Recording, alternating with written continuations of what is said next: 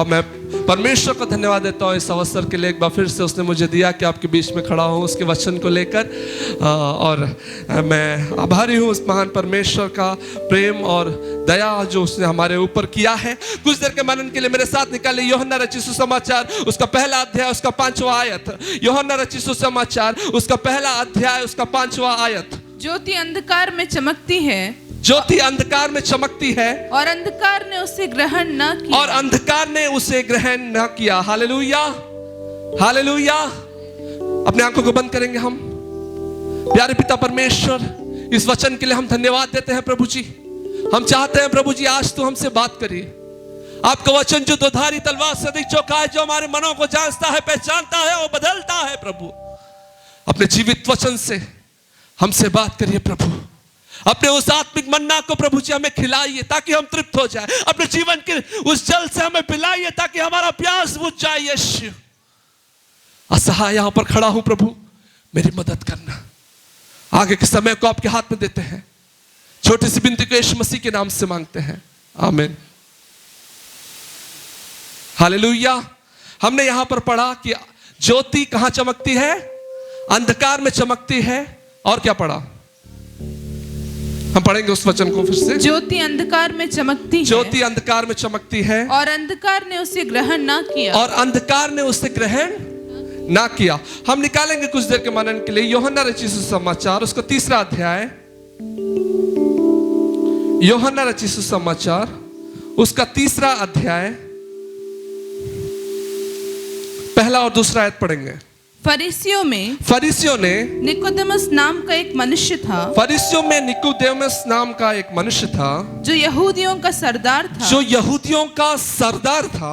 उसने रात को यीशु के पास आकर उससे कहा, उसने रात को यीशु के पास आकर उससे कहा, हे रब्बी, हे रब्बी, हम जानते हैं कि कि तू परमेश्वर की ओर से गुरु होकर आया है, कि तू परमेश्वर की ओर से गुरु होकर आया है, क्योंकि कोई इन चिन्हों को जो तू दिखाता है, कोई इन चिन्हों को जो तू दिखाता है, यदि परमेश्वर उसके साथ ना हो, यदि परमेश्वर उसके साथ ना हो, तो नहीं दिखा सकता। हालेलुया। जोरदार ताली बजाते परमेश्वर के नाम की महिमा करेंगे। हालेलुया। यहाँ पर निकोदेमस नाम का एक व्यक्ति है। हालेलुया। वो बहुत ज्ञानी है। हालेलुया। वो व्यवस्था की पुस्तक को रटा हुआ है, उसको सब चीज व्यवस्था का ज्ञान है। हालेलुया। व्यवस्था, जो व्यवस्था परमेश्वर ने दिया उसको पूरी तरह से वो जानता है। हालेलुया। कलीसिया में उसका बड़ा स्थान है। हालेलुया। समाज में उसका बड़ा स्थान है। और मैं आपको बता दूं, वो बहुत ज्ञानी है। शायद व्यवस्था की पुस्तकों को, व्यवस्था विवरण जो हम पढ़ना भी कभी कभी नहीं चाहते हैं, वो पुस्तक को वो रटा हुआ है, वो बिना देखे वो सब जानता है। और वो कलीसिया में दान दशवांश भी समय समय पर देता है। ठीक है। और वो बाइबल कहता है फरीसियों का सरदार, फरीसियों में का सरदार था, उसका नाम क्या था? निकोदेमस। Hallelujah, hallelujah. निकोदेमस। और मैं आपसे कह दूं, यहां पर लिखा है वह रात को, कब रात को यीशु के पास आकर उससे कहा, हे रब्बी। अब देखिए यहां पर लिखा है रात को। उसके रात को आने का कारण बहुत रहा होगा। शायद वो यीशु के सामने खड़ा होना शायद लज्जा की बात समझा होगा। शायद वो नहीं चाहता था कि और कोई देखे कि वो यीशु के सामने खड़ा है, क्योंकि वो फरीसियों में से एक था। इसलिए वो रात के समय आ रहा है यीशु के पास। ये हम सिर्फ कल्पना में बोल सकते हैं। जब स्वर्ग जाएंगे तो हम पूछ सकते हैं, हम कभी नहीं जानते हैं। लेकिन मैं आपसे बता दूं, एक नया चीज उस रात में निकोदेमस के जीवन में हो रहा था। जोरदार ताली बजाते परमेश्वर के नाम की महिमा करें। हालेलुया।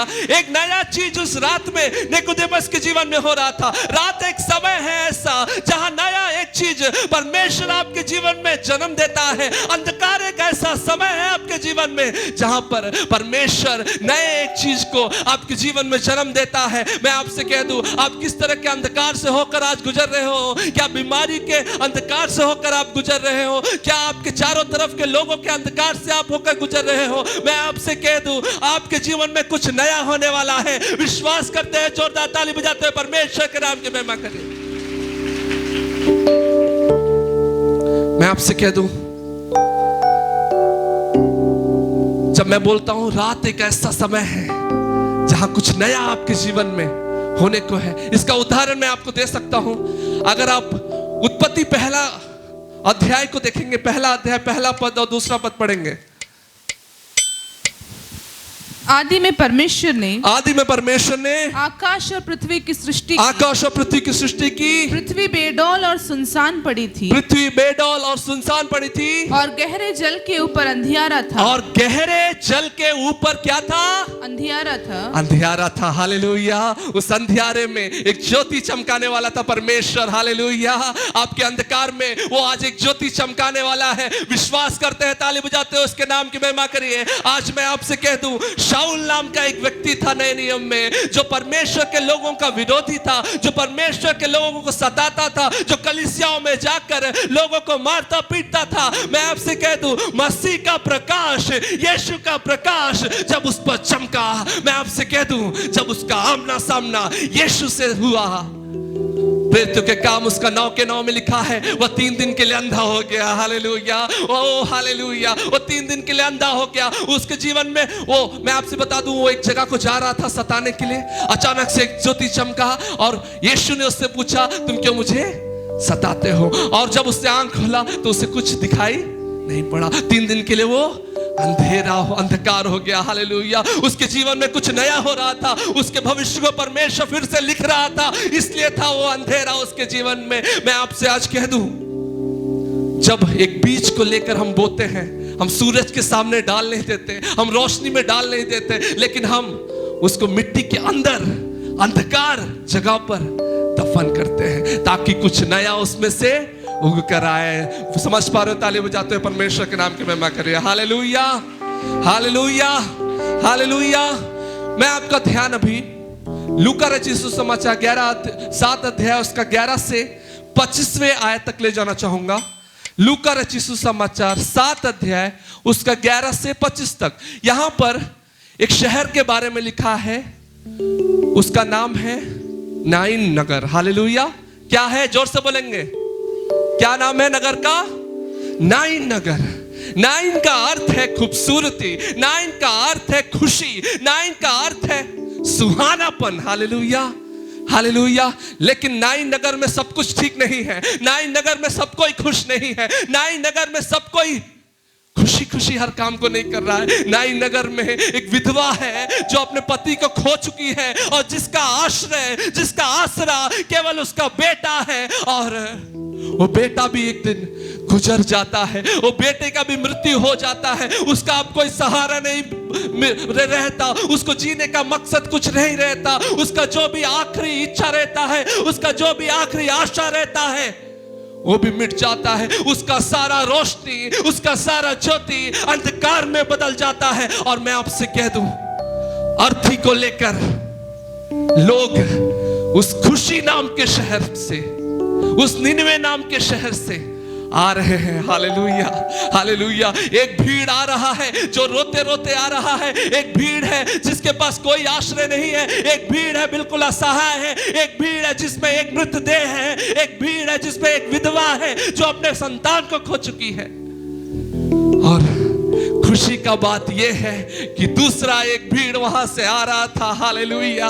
दूसरा एक भीड़ वहां से आ रहा था जो सच्ची ज्योति था। दूसरा एक भीड़ वहां से आ रहा था जिसमें आनंद का भरपूरी था। ताली बजाते हुए परमेश्वर के नाम की महिमा करिए। हालेलुया। एक जगह से अंधकार आ रहा था, एक जगह से ज्योति आ रहा था, एक जगह से, हालेलुया। जैसे ही वो शहर का शहरपना, उस शहर के शहरपना के पास पहुंचता है, दोनों भीड़ एक दूसरे को देखते हैं। हालेलुया। यीशु उस रोती हुई स्त्री, रोती हुई उस विधवा स्त्री की तरफ देखता है और बोलता है, मत रो। हालेलुया। यीशु को तरस आता है और यीशु बोलता है, मत रो। क्या आप भी रो रहे हो? क्या आप भी बीमारी से रो रहे हो? क्या आप भी गरीबी से रो रहे हो? क्या आप भी अपने लोगों को खोने के दुख से रो रहे हो? आज मैं आपसे कह दूं, यीशु आपके पास आपको तरस की नजर से देखता है और आपसे कहता है, मत रो। हालेलुया।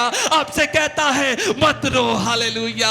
ओ शगदा बाबा बाबा, हमने इस समय कुछ देर पहले सुना, हालेलुया, माता ने छोड़ दिया, लेकिन यीशु और पास आ गया। हालेलुया। माता ने छोड़ दिया लेकिन यीशु और पास आ गया। मैं आपसे कह दूं आज वहां पर यीशु तरस से भरकर उस विधवा स्त्री को देखता है और बोलता है, क्या बोलता है? मत रो। हालेलुया। इतना ही नहीं, यीशु वहां पर कुछ काम को करता है। यीशु जाता है और अर्थी को छूता है। Hallelujah, hallelujah. यीशु जाता है और अर्थी को छूता है। गिनती की पुस्तक उसका 19 अध्याय उसका 11वें आयत में लिखा है। गिनती की पुस्तक उसका 19 अध्याय उसके 11वें आयत को लिखा है, जो मरे हुए अर्थी को, जो अर्थी को छूता है वह अशुद्ध हो जाता है। क्या लिखा है? वह अशुद्ध हो जाता है। गिनती 19 के 11 में लिखा है वह पापी हो जाता है। हालेलुया। वह अशुद्ध हो जाता है, वह पापी हो जाता है। Hallelujah, hallelujah. लेकिन यीशु फिर भी रुका नहीं। यीशु जाकर उस अर्थी को छुआ। हालेलुया। और उसका बेटा वहां से जी उठा। हालेलुया। जोरदार ताली बजाते हैं, परमेश्वर के नाम की महिमा करें। हालेलुया। उसका बेटा जी उठा। उसका बेटा, मैं यकीन करता हूं, उस समय पवित्र हो गया। हालेलुया। यीशु ने उसकी अशुद्धि को ले लिया। यीशु जब छुआ उसको, उसका अशुद्धि यीशु ने ले लिया, उसका मृत्यु को यीशु ने ले लिया और वो बेटा वहां पर जी उठा। हालेलुया। उस अंधकार में एक ज्योति चमकी। हालेलुया। उस अंधकार में एक ज्योति चमकी। आपके अंधकार में भी यीशु नाम का ज्योति आज चमकेगा। हालेलुया। मैं आपसे कह दूं, हम वापस आएंगे। निकोदेमुस, निकोदेमुस का अर्थ है विजयी पुरुष। क्या है? विजयी पुरुष। और ये निकोदेमुस यीशु के पास आकर कहता है, हे रब्बी, रात को आता है और कहता है, हे रब्बी, हम जानते हैं कि तू परमेश्वर की ओर से गुरु होकर आया है, क्योंकि कोई इन चिन्हों को जो तू दिखाता है, यदि परमेश्वर उसके साथ ना हो तो नहीं दिखा सकता। Hallelujah, hallelujah, hallelujah. निकोदेमुस ज्ञानी तो है लेकिन यीशु को नहीं जानता है। Hallelujah, hallelujah. वो सिर्फ यीशु को जानता है गुरु के तौर पर। Hallelujah, hallelujah. यीशु को सिर्फ जानता है वो गुरु के तौर पर। शायद आप भी यीशु को पूरी तरह से नहीं जानते होंगे। आज यीशु को आप सिर्फ चंगा करने वाले के रूप में जानते होंगे। शायद यीशु को आप सिर्फ अद्भुत युक्ति करने वाले के रूप में जानते होंगे। लेकिन मैं आपसे कहना चाहता हूं, वो अंधकार में था, निकोदेमुस अंधकार में था, लेकिन आज मैं आपसे बता दूं, यीशु नाम का एक व्यक्ति वहां पर था जो अपने आप को वहां पर निकोदेमुस पर प्रकट करना चाहता था। Hallelujah, hallelujah, hallelujah. मैं आपसे कह दूं,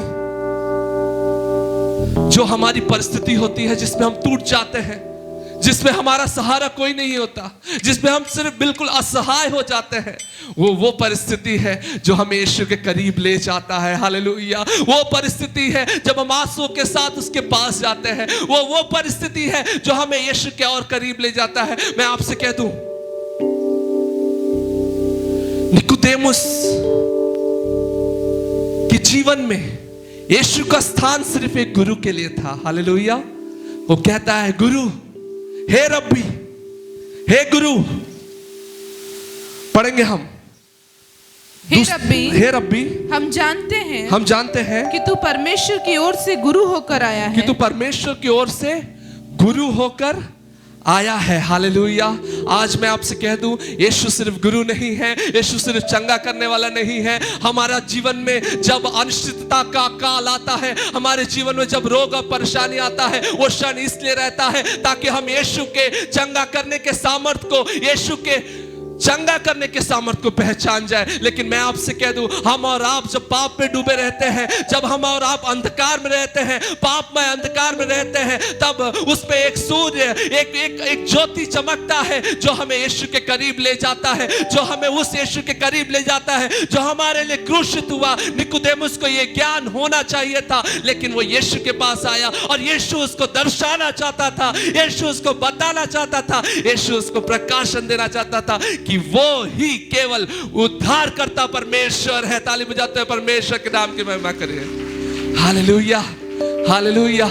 आप यीशु को चंगा करने वाले के रूप में देखे हो, आप यीशु को एक गुरु के रूप में देखे हो, लेकिन आज यीशु आपको बताना चाहता है, यीशु आपको प्रकाशन देना चाहता है कि वो इससे कुछ बड़ा है, वो इससे बड़ा है। वो आपके जीवन में उद्धार लाना चाहता है, आपके जीवन में ज्योति लाने वाला है, आपको बचाने वाला वो सहायक है, आपके लिए वो एक मसीहा है। मैं आपको बता दूं, आखिरी चीज जो निकोदेमुस से यीशु ने बोला, यूहन्ना रचित सुसमाचार 3:14, और जिस रीति से मूसा ने जंगल में सांप को ऊंचे पर चढ़ाया, उसी रीति से अवश्य है कि मनुष्य का पुत्र भी ऊंचे पर चढ़ाया जाए। Hallelujah, hallelujah. यहां पर लिखा है, जिस रीति से मूसा ने जंगल में सांप को ऊंचे पर चढ़ाया, उसी रीति से अवश्य है कि मनुष्य का पुत्र भी ऊंचे पर चढ़ाया जाए। मैं आपसे बता दूं कि इस्राएली लोग, एक ऐसा समय था जब परमेश्वर से बहुत ज्यादा प्रश्नों को पूछने लगे थे। Hallelujah, hallelujah. बहुत ज्यादा प्रश्नों को पूछने लगे थे। वे मूसा के विरुद्ध उठ खड़े हुए थे, वे परमेश्वर के विरुद्ध उठ खड़े हुए थे। उस समय पे परमेश्वर ने उनके बीच में सांपों को भेजा। Hallelujah, hallelujah. आप समझ पा रहे हो? उनके बीच में सर्पों को भेजा और सर्प लोगों को काटना शुरू किया। हालेलुया। जब लोग सर्प से काटे जाते थे तो लोग मरने लगे। जब लोग मरने लगे तब ऐसा हुआ कि क्या हुआ?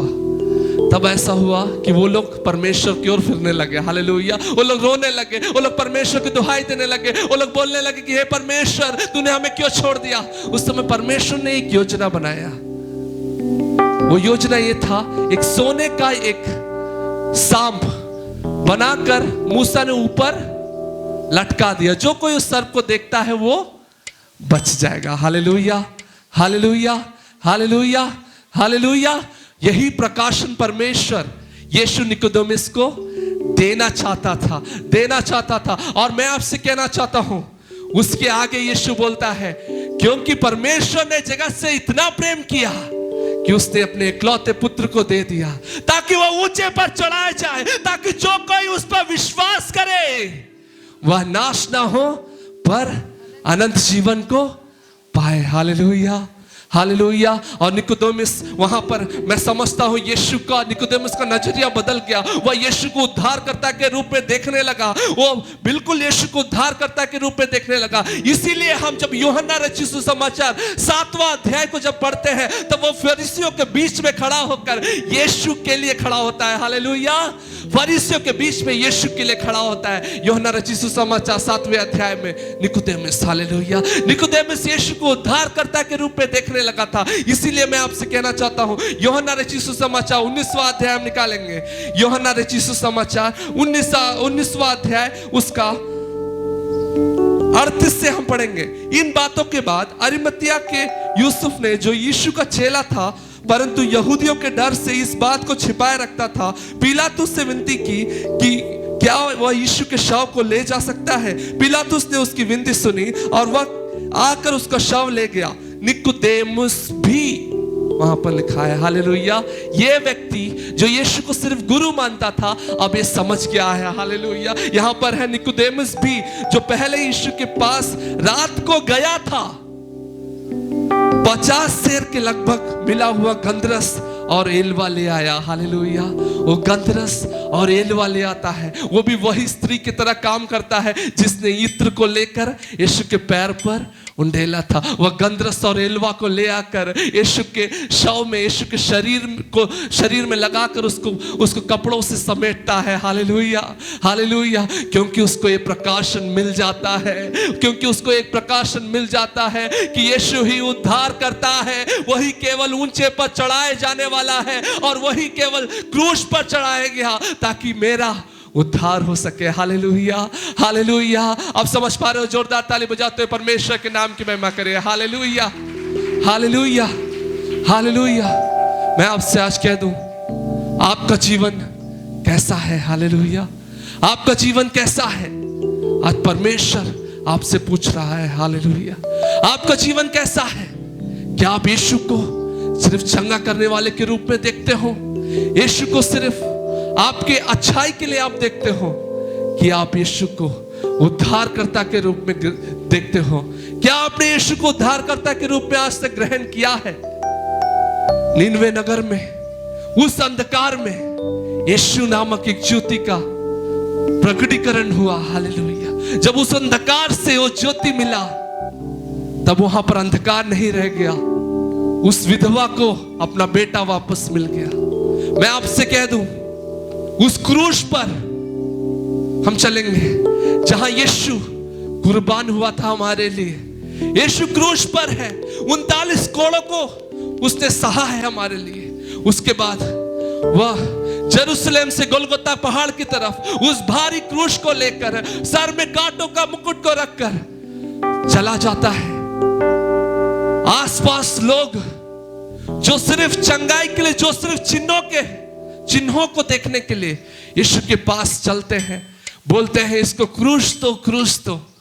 यीशु के, यहां तक कि यीशु के चेले लोग भी उसको छोड़कर चले जाते हैं। उसके हाथों में कीलों को मारा जाता है, उसके पांवों में कीलों को मारा जाता है, और वह क्रूस पर यीशु बिल्कुल असहाय यह बोलता है, हे पिता, तूने मुझे क्यों छोड़ दिया? तूने मुझे क्यों छोड़ दिया? यह संसार मुझे छोड़ दे, कोई बात नहीं, क्योंकि मैं जानता हूं तू मेरे साथ है, लेकिन तू मुझे क्यों छोड़ दिया? मैं आपसे कहना चाहता हूं, परमेश्वर ने यीशु को इसलिए छोड़ दिया ताकि आप और हम यीशु को उद्धारकर्ता के रूप में ग्रहण कर परमेश्वर के पास जा सके। ताली बजाते हुए परमेश्वर के नाम की महिमा करें। हालेलुया। यीशु को उद्धारकर्ता के रूप में जानकर परमेश्वर के पास जा सके। मैं आपसे बताना चाहता हूं, उसके बाद यीशु क्रूस पर रहता है, 2 डाकुओं के बीच में रहता है। उसके क्रूस पर लिखा रहता है यहूदियों का राजा।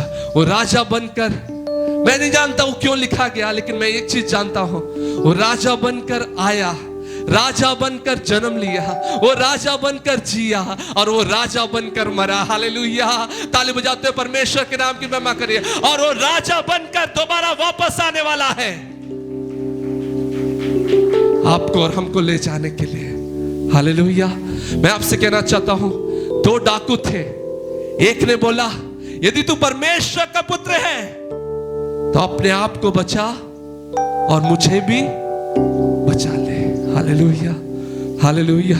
यीशु चुप था। हालेलुया। लेकिन दूसरे एक डाकू ने बोला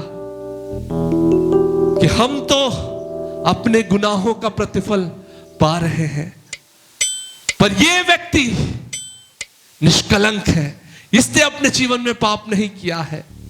हे प्रभु, वहां पर वो बोलता है हे प्रभु। Hallelujah, hallelujah. यीशु को जो प्रभु जानकर अंगीकार करेगा उसका उद्धार होगा, बाइबल कहता है। वहां पर वो कहता है हे प्रभु, जब तू अपने राज्य में हो तो मेरी सुधि लेना। हालेलुया। तब वो बोलता है, यीशु जवाब देता है, जब तू अपने, आज ही तू मेरे साथ कहां होगा? स्वर्ग लोक में होगा। Hallelujah, hallelujah. मैं आपसे कहना चाहता हूं, आपका दृष्टिकोण आज उस परमेश्वर पर होना चाहिए, उस यीशु पर होना चाहिए। चंगाई के लिए नहीं, चंगाई के लिए नहीं, गरीबी मिटने के लिए नहीं, परेशानी से छुटकारे के लिए नहीं, समस्याओं के समाधान के लिए ग्रहण कर उस स्वर्ग राज में प्रवेश करने के लिए। हालेलुया। समझ पा रहे? ताली बजाते परमेश्वर के नाम की महिमा करिए। मैं आपसे कहना चाहता हूं, अगर आप निकोदेमुस के पास यूहन्ना रचित सुसमाचार 19वें अध्याय में गए होते और निकोदेमुस से पूछे होते, निकोदेमुस इतना महंगा गंधरस और एलवा क्यों लाकर यीशु के शरीर में लगा रहे हो? क्यों लाकर लगा रहे हो यीशु के शरीर में? अगर आप बोलोगे निकोदेमुस से कि निकोदेमुस, मरा हुआ यीशु तुमको कुछ नहीं दे सकता, मरा हुआ यीशु तुमको चंगा नहीं कर सकता, मरा हुआ यीशु तुमको छुटकारा नहीं दे सकता, मरा हुआ यीशु तुमको उपदेश नहीं दे सकता, मरा हुआ यीशु जिंदों को, मुर्दों को जिंदा नहीं कर सकता, मरा हुआ यीशु गूंगों को बोलने की शक्ति नहीं दे सकता, मरा हुआ यीशु अंधों को आंखें नहीं दे सकता। आपको पता है निकोदेमुस क्या बोलेगा? निकोदेमुस बोलेगा, मैं यीशु के पीछे इसलिए नहीं चलता था ताकि मुझे आशीष मिले, मैं यीशु के पीछे इसलिए नहीं चलता था ताकि मुझे चंगाई मिले। मैं यीशु के पीछे इसलिए नहीं चलता था ताकि मुझे दुनिया का सुख मिले। मैं यीशु के पास इसलिए चलता था क्योंकि वह मेरा उद्धार करता है। Hallelujah, hallelujah. क्योंकि मैं उससे प्यार करता हूं। वह उद्धार करता है, वह राजाओं का राजा है, वह प्रभुओं का प्रभु है, वह चंगा करने वाला है। Hallelujah, hallelujah. वह अद्भुत युक्ति करने वाला है। Hallelujah, hallelujah. वह प्रभु है, वह मेरा उद्धार करता है। वह जैसा भी है वह यीशु है। Hallelujah, hallelujah. वह जैसा भी है वह यीशु है। हालेलुया। सभी लोग अपने आंखों को बंद करेंगे। आज इस बात पर आपको सोचने का विचार है कि आप क्यों यीशु के पीछे चलते हो। दाता के रूप में ग्रहण करता हूं। मैं आपके लिए जीऊंगा, आपके लिए मरूंगा। अब मैं खुद का नहीं पर यीशु तेरा हूं, पर यीशु तेरा हूं। प्यारे पिता परमेश्वर, सच्चे दिल से जिन्होंने इस समय प्रतिज्ञा को लिया और आपको अपने उद्धारकर्ता के रूप में ग्रहण किया, प्रभु जी, डूबते हुए पतरस के हाथों को थामने वाले यीशु, मैं प्रार्थना करता हूं इस समय प्रभु जी, इनके अंधकार में प्रभु जी आपका ज्योति चमकने पाए प्रभु जी। इनके प्रभु जी ऐसे परिस्थिति में जब ये असहाय महसूस करते हैं प्रभु जी, यीशु नाम का ज्योति वहां पर चमकने पाए। धन्यवाद देते हैं प्रभु जी, धन्यवाद देते हैं राजा। छोटी सी विनती को यीशु मसीह के नाम से मांगते हैं, आमीन।